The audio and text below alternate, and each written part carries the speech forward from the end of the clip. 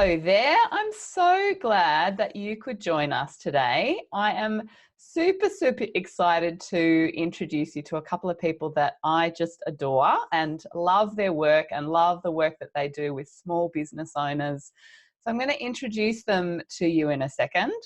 Just quickly, if you don't know who I am, I'm Anthea Faulkner and I have a company called Bright Spenders. And we help small business owners take control of their personal finances. We have a really unique system that allows them to pay off debt, save faster for whatever it is that excites them in life. So that's who I am. And what this topic is about today is really specifically for small business owners, I suppose, but I think this really applies to pretty much everyone out there in the workplace today, because we're living in a gig economy. And I'm going to ask Nick and Woz what they think about that, share with you some of their best tips for diversifying your income stream and why that actually matters today. You know, we're just looking ahead at possibly a recession, so maybe we can talk a little bit about that as well. So let me introduce these lovely people. So, and I'm just going to apologize. If it looks like I'm reading this, I am, because I just want to make sure that I get everything in about Woz and Nick. But basically, Warrick, Bidwell and Nicole Cox, affectionately known as Woz and Nick by their following on the Tradies in Business podcast, share a very similar passion in life, and that is to help tradies get off the tools and into real business ownership. So let me tell you a little bit about Woz first. He began his career as a labourer in his father's building business, and while his dad was self-employed, and he'll probably tell you about this, he never actually got off the tools. And he warned Woz, if you go on the tools, mate, you'll end up broke and physically ruined, which is a pretty harsh thing for a father to say to a son. But obviously there was a lot of emotion in that. So while Woz wanted to continue on and get his ticket, his license in building, auto mechanical, and even as a professional race car driver, as all of us hope to do, he instead chose university and a business degree accounting qualification. Fast forward 20 plus years, Warrick has owned and run several businesses, including a financial planning firm, accounting practice, and for the past 11 years, a business coaching and mentoring operation. Since 2014, Warrick has worked exclusively with tradies to help them avoid the fate of his father and to inspire them to create true businesses that provide solid income, time, flexibility, and choice. And we all want some of that for sure. He's now tradie wingman to trade business owners right around the country. Lovely. And then we had the lovely Coxie, Nicole Cox, or Coxie as Warrick likes to call her. She is the daughter of a plasterer and quite literally the builder's wife, with an early experience in both plastering business and her own building company. Nick has a long history in the construction industry. After watching both her father and husband get caught in the gut-busting cycle of working in their business, she went on a quest to find a better way. Nick has been working with tradies to help get them off the tools since 2014, something both her and her husband have a great passion for. And after all, who goes into business to stay on the tools, seriously? So you can see they're very well matched, this pair. They're not married, by the way. They each have their own partners and whatever, but they work really well together. Having owned 4 small businesses herself, including a construction company, she is very well qualified to talk about business, and managed several others, Nick is passionate about improving the lives of business owners and encouraging them with both personal and business growth. So hopefully you've got a sense of these guys. They're really, they know their stuff. They know businesses inside out. So if you're listening and you have a trades business, this is particularly interesting and important for you. But no matter what kind of business you're in, I don't think it really matters whether you're a tradie or not. This information is going to apply to you today, and that's why I brought them in. So welcome, guys. Do you want to say anything? I feel like I've been blabbing for hours. So no, that's good. Quite an intro. It's nice for someone else to talk about me instead of me. So why don't you tell us a little, I mean, I know that intro kind of talked a little bit about perhaps why Tradies in business, but I want to hear from you. Like, why did you create this podcast and this whole kind of empire that you've designed around this help for tradies? Yeah. I always go first. I'm like, you go first. Thanks, Anthea. Both Warrick and I have got a lot of experience, I suppose, with I guess there's a couple of things that built Tradies in business. So there was obviously tradie business fails. We see them every day. We're talking about businesses here when the business owners are too tired, too stressed, too overwhelmed. They've got too much going on to actually get themselves to a point where they can pull themselves out of the business and do the stuff they need to do to run the business effectively. But then we also see that effect on mental health. We both have a great deal of personal experience on how that affects business owners' mental health. And that's our real driver behind what we're doing.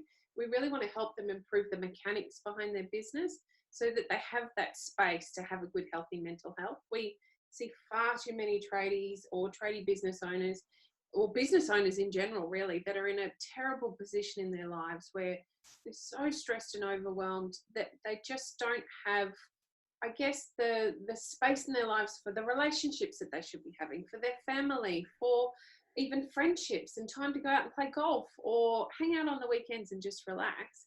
And a lot of what we're teaching trade business owners will allow them that time within their week, in their day even, to have that space so that they're not trying to cope with the mental pressure as well as the pressure of running a business. So that's how we came to be. It was over a cup of coffee. Cup of coffee at a And roadhouse. truck stop, yeah. Truck stop roadhouse, halfway between where we both live, because we're about 90 minutes apart. So yeah, we got together over a cuppa, reconnected because we've worked together a bit over the years, and pretty much got to the end of that and said, hey, we should work together, because we're sort of both coming at trades from our own angle, and yeah, so thought we'd combine forces. So Awesome. And so, yeah, so you recognize this shared passion and thought just makes sense to come together. Beautiful. Yeah, absolutely. Yeah. So I'm going to just like launch straight into the topic today, because I don't want to faff around. Not that, finding out about you guys is faffing around at all. I love chatting with you guys, but let's just really hit this topic hard. So, there's a lot of talk about us living in the gig economy, right? And people have different ideas about what that means. I'm interested to know what you think that means and why you think it matters to have a handle on that for us as business owners. Well, I thought I knew what it meant, so I Googled it to make sure. And I guess, there's the whole gig economy. It's sort of these bite-sized chunks of work being done. And the way I see that is both an opportunity and a challenge, or a potential risk for what are largely, with trade business owners, traditional businesses. They're bricks and mortar type businesses. They have to come to my house to fix my toilet, or to install my pool, or put in a new driveway, or whatever it is. They're not digital businesses, although they do exist in the digital realm. And I think the risk there for trade business owners, for any small business owner really, is that consumers have been trained in that gig economy headspace, in that transactional nature of buying something. We've got online shopping where I can go and compare 7 different pairs of mountain bike shoes before I pick the one that I want. And then I'll go and find the cheapest price and the lowest shipping and the fastest delivery. And it's just all about a transaction. There's no relationship there. So I think that's a big risk for trade business owners, being small to medium enterprises, is that they get swept up in that whole transactional nature of business, and that generally drives prices down, which is a big risk to families. It creates more financial stress if we're not making a margin, and it affects our cash flow. But I think the opportunity there is being in that bricks and mortar business. It's almost like there's this embedded opportunity to develop relationships with customers that isn't there for a shoe business selling online. It's really hard for an online shopping business to actually build a relationship with me as a customer, But for a tradesperson, where generally I'm going to phone up or maybe email, there's going to be a quote process. There has to be sort of that human to human contact. I think that's a huge opportunity to really build relationships with customers and give people more than what they're seeing elsewhere with gigs, you know, whether that's getting your letterhead created by someone in the Philippines or whatever it is. So I sort of think there's that double-edged sword nature to it. But I'm going to defer to Coxie because she's probably got a better answer than that. No, that's That was great. That was great. I love that. But Coxie, what do you reckon? I also did a bit of Googling today, and I actually think that it's a huge opportunity to be educating our clients around what they can expect from our service, because it's so different than, you know, when we're talking about a gig economy, it's just a pay for do. It's just come in, do whatever it is and move on. Whereas what we're talking about in so many small businesses is actually an opportunity to educate our clients and build a relationship, much like what you're saying, so that we have the know, like, and trust factor, so that we have an ongoing relationship that can encourage loyalty, which is the big thing when we're talking specifically about trade businesses, is that loyalty, so that we have the repeat customers. So yep, I certainly think there's a real risk there with the way currently we're being educated as consumers around this. You know, I'll just get an Uber because it's cheaper, it's quicker, it's the same car, it gets me where I want to be versus a cab. But we can actually educate our business consumers around what it is that the value of what we're doing is bringing to them as the consumer. So, yep, I think it's a risk, but I think that if we play it smart now, we start educating and building upon that education, become the experts in our field, which we all are, then we're really negating a lot of that risk. And it sounds like, I mean, it sounds like it's so much about relationship building, you know, isn't it? And what's really interesting to me is that, you know, we live in this so-called gig economy. It's a very atomized, you know, where we're looking for the cheapest kind of consumable out there. But on the other side, we're craving relationships with people. You know, we're on social media, we're disconnected from people, and we're actually really craving that connection. So that's a huge opportunity for business owners to create that connection. And if you think about the amount of money that you might spend as a business owner on advertising your business and getting the word out, you know, it's all about retaining customers so that you can actually get the value of all that, the money and the hard work and effort that you've spent on getting that customer in the first place. Yeah, absolutely agree. So let's have a talk particularly about diversifying income, and why do you think it's important to do this? So this is really, I think, for small business owners, but it's really for anyone, you know, and even wage earners, this is important for, you know, because, well, why do you think it's important? I had a really different view on this to Woz. So I was probably thinking really tradie specific. And if we think about a typical tradie in business, their body is their biggest tool, but their bodies are going to break. There's just no way to stop them from breaking down over time.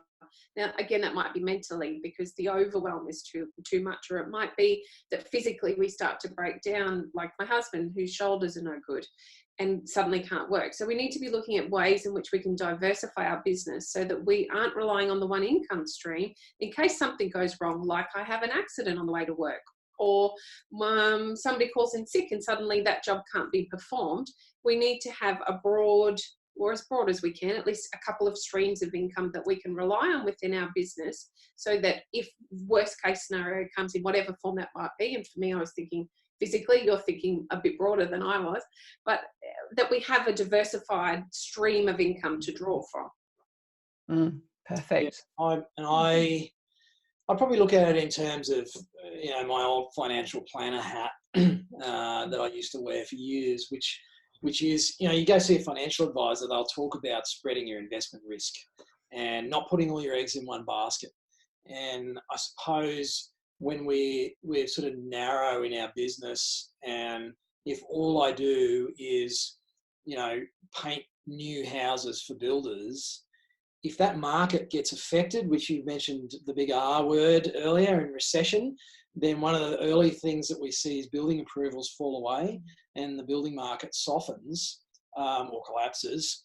But, you know, if all I've been doing is painting houses for builders, I'm going to be really badly impacted in that sort of market condition. So, but if I also have an aspect to my business that is resealing old roofs for existing homes, that's going to help sort of buffer me from those market fluctuations or risks. Or if one of my builder customers falls over and goes broke, I've got this other aspect to my business. So for me, it's sort of like investment risk, where you don't want to have everything in property or everything in BHP shares. You want to sort of spread it across a few, so you sort of take a few of the hits with the wins. That's kind of how I looked at it. Yeah, and I've actually got a really good example of this with a client that we started working with probably about 4 or 5 months ago, and they run a fiberglass fabrication business. They make the molds for one of the big motorhome companies, basically. Yep. And they're their only client. And so recently something happened where that company was taken over by another organisation, and all of a sudden their invoices were getting super delayed. Where they had been paying really promptly, all of a sudden the rug was pulled out under them, and they were in a real bind. And so luckily it all came good, and that client started paying again. They just were working through some internal sort of change issues. But it was a huge wake-up call for them that they needed to really think about either having a number of different clients, or creating products for themselves and actually on-selling them. So yes, it can be a very serious problem if all of your money is tied up in one client or one particular investment model or something like that. Worker being, the tradesperson who's the only one who can currently make the most money for the business, and they bugger their back. It's like it's a sudden catastrophic financial impact to the business. So yeah. And we all know the income protection insurance usually doesn't cover anywhere near what it should in terms of your income. I don't know what the stats are, but I think it's something like 70% of Australians are underinsured. Yeah. That's a pretty scary figure. Massive problem. So can you give us some examples of some businesses perhaps that you've worked with, or even, that you've noticed out there in the marketplace that have diversified successfully and done this well? I like yours. Yeah, so one of the biggest examples I've seen is a Brisbane local example. And I'm not entirely sure now whether they're just still based in Brisbane. I think they've actually branched out quite a bit further. But it's Fallon Services, I think they're now called. And it was one gentleman, Mr. Fallon. He's quite elderly now, and he started his business as an electrician. And from there, as he started to see the demand, he brought in other services to his business. So he's gone from offering not just electrical services, but plumbing, painting, carpentry, air conditioning, gas fitting, the whole gamut, I guess, of sort of home maintenance services that you might need. So he's gone from just being a sparky to suddenly he actually stepped out of the business and created a business with other service trades that could run out and actually perform the work, so that he had all of the answers for the industry. So whenever somebody had a problem at home and they needed a quick answer, and I'm pretty sure now it's a 24-hour service as well. It's not just you've got to wait till the next business day. They have someone on call ready to come to you immediately. So you can imagine what a big structure change that would be in a business, to be able to step out of just being a one single tradie, growing that business to becoming a substantial business, and then stepping right out and having all of these other types of businesses within your business. That level of diversifying is quite enormous, but it's a great example of how one small business with a sole trader can grow and become something quite terrific. So in that situation, Nick, that's an example where the business owner is not literally doing all of those different things. Exactly. What they've done is they've partnered with all sorts of other companies who do that really well, and can guarantee their work, and they're really just putting it all together they're packaging it, aren't they? Yeah, essentially. Absolutely. Yeah. I guess it's no different to a supermarket selling various brands, or popping into Bunnings and I need X, Y, and Z, and they have a choice of different brands. It's all in the one spot. So, and that's exactly what they're offering with Fallon. I mean, it's all under the one label as Fallon. It's his brand, it's his name, but there are all these sub-services that they're able to offer from the one spot. Very interesting. What about you, Woz? So we actually have a one of our partners in Tradies in Business that we're starting to do some more work with, and we've got some big things coming over the next sort of 6 to 12 months with these guys. Privately owned company in Brisbane, started by one guy, and they have plumbing, they have electrical wholesale, so it's the BGW group. So they've got the Samios plumbing stores nationally, CNW Electrical, Sheriff Electrical, they've got solar divisions, they've got, I lost count of how many different divisions within this one business across multiple industries, different product supply types, different niche markets. They've even branched out overseas now, so into Southeast Asia, and it's all started with one guy, and started in the trades, and it's sort of spread from there. But you know, they are also very buffered, I guess. I mean, there's a lot of building industry spin to it, but some of their brands are into renewable energy, which is obviously a huge market now. So, you know, they've got these aspects to their business that are really future-proofing them, but I guess, you know, helping with that multi-service model kind of thing, I guess. Yeah, beautiful. So, I mean, imagine people listening to this, maybe they're running a small business and they're thinking, oh my God, that sounds really overwhelming to have to, you know, create a package or something like that. You know, how would they even start to do that? They've got all these questions. I guess my answer would be, don't try and do it on your own. Like, try and find a business coach, or, you know, check out Tradies in Business to actually get support to do something like that, because there are plenty of business coaches out there who've really worked at and helped other businesses restructure and create a new model for doing business. So you don't have to do it on your own. We're so lucky that we have people that you can connect with and so you don't have to reinvent the wheel, basically. But what would you say, what's like one action step that people could take today to start diversifying their income? I think we agree on this one. We did chat about this before we spoke with you, and I think we agreed. We'll see if we agree. I think a big one is looking for that recurring income stream. So a lot of, you know, if we're talking trade businesses, that's who we coach, that's who we consult to. A lot of them tend to be on that sort of installation, new work. I'll put in your new garden for you as the landscape architect, landscape gardener, whatever it is. And once it's installed, then, you know, we high five, I give you the gift basket, you give me a testimonial, and that's great. See you later. But there's this opportunity that I think goes begging for a lot of trade businesses in the maintenance. And, you know, it might be that you introduce a landscape maintenance aspect to your landscape installation business, or same with the pool companies. You know, there's a lot of trade businesses that do this well, and there's a lot that haven't really tapped into that opportunity. Even builders, you know, set up a subscription to come back and adjust your doors and windows once a year. And I just pay you an annual subscription to do that. Plus, you know, up here on the Darling Downs where I live, everyone has adjustable collars on their stumps, because the horrible black soil up here moves and houses move. So, you know, come back 3 times a year and adjust my stumps for me and charge me a fee for that, because then I don't have to worry about it. So I think there's those ongoing sort of maintenance or subscription type things that are not only a great way to create a recurring income stream, but also keep you in contact with those customers that ordinarily you would do a job for once and probably never see again inside of a 5-year time frame. But now you're talking to them on a regular basis, they're paying you money on a regular basis, they're part of your customer base. It's an excuse to talk to them about your latest and greatest product, or a fantastic event that you're running, or whatever it is.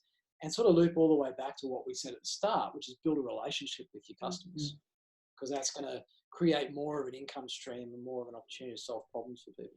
And let's not forget, it's almost all your marketing done once you're being paid to do your own marketing. Yeah. Because once they're a customer and they're locked into that relationship, they're not looking anywhere else. You've just made it easy. So if something else goes wrong, I'm coming back to you because you're the person I always use. So subscriptions are a great way to start to inject another income stream into your business. And you can start looking for those by just having a big, broad look at what your business is, who it services and how it services them. And is there just one small tack on that you can add to that over a lengthy period? And from that brainstorming session, I guarantee you'll come up with several different arms that you can add into your business. And sure, there's some strategy and some thinking around how you're going to add those in. But once you've got the idea and you open the door, it'll just come hard. So what you're saying is take a pen and paper right now, blank piece of paper, brainstorm all the kind of ways that your business could help your customer. And that's really what it's about. Like, I can hear people going, oh, the subscription model, everyone's doing it, they just want our money. I can hear, I can sense that there'll be people listening into this conversation thinking that. But what I think about that is your customers, if you've done a great job for them, they want to actually have that ongoing relationship. They're actually looking for, it's a bit like I remember when I did my first and my only ever skydive, I remember coming down from that skydive and just be like a million miles an hour talking and saying, so how much does it cost to get a parachute, and when, lessons and all, like, I seriously, honestly, if someone had upsold me at that point, I would have been in. But no one did, and then I kind of forgot about them, and now I'm 40 or something, and I've never done it again, right? But your customers, if you do a great job, they want to have that ongoing relationship with you. So you're giving them an opportunity to do that. That is serving both of you. It's allowing you to create value for them, but also giving you a long-term income as well. It's a good partnership. So coming back to the piece of paper, what is the question that they should have with their pen in hand as they're brainstorming? Like, what are they brainstorming exactly? Good question. I like to think of this in terms of the problems that your customer might have, say, in the 12 months after you leave their job site, their house, their commercial property, whatever the heck it is that you've done. What are some of the problems or frustrations that they might have or that they might need to solve over the next 12 months? And within that, I guarantee there is a service, there's a follow-up product, there's a maintenance plan, there's a subscription service, whatever you like, but there's problems that are going begging that the customer probably doesn't even know someone can solve for them, but they hate the fact that after the trees grow a bit and the stakes that were holding them up are all loose and the rope's cutting into the trunk, they don't know what to do about that. And so if you come back 3 months later and remove them and restake the trees to make sure they grow straight, you've solved a problem for the customer. Sometimes they didn't even know they had, but they'll be uber grateful that you did, because they realize that could have created a bigger problem by, killing the damn tree that you planted for them, and now they've got to replace it. So to add to that, I'd be suggesting thinking about the things your clients are currently complaining about. So if you're getting callbacks to say that, hey, my tree looks a bit wonky, why is it wonky? There's a service there. Or if you're knowing that it's actually going to make your life easier, if you are the regular landscape gardener and you go twice a year to do the hedging, but it would be so much easier to do that hedging if you did XYZ every 3 months and then the hedging on the 6th month, then there's another service there as well. So if you're thinking about those annoying calls that you're getting that you don't really want to get for problems that are natural problems, like, with the expansion of the walls, we get cracks. So how can we fix the cracks before the clients are actually seeing that they're a problem? Or the doors get jammed or the windows get jammed. All of those kind of problems that happen naturally, normally, is a normal part of your business, is where your extra business can come from. There's another stream there every time, because clients just want the problem to be gone. They don't mind paying a little bit of money for the problem to be gone.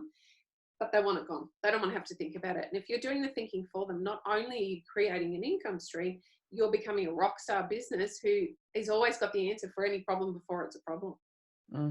Perfect. Some really, really amazing examples that you've given us today. Like I love the one, what was the business called that has brought in all those other businesses? Fallon. Yeah, I'm totally going to Google them. So thank you so much today for just everything you've contributed. So much food for thought.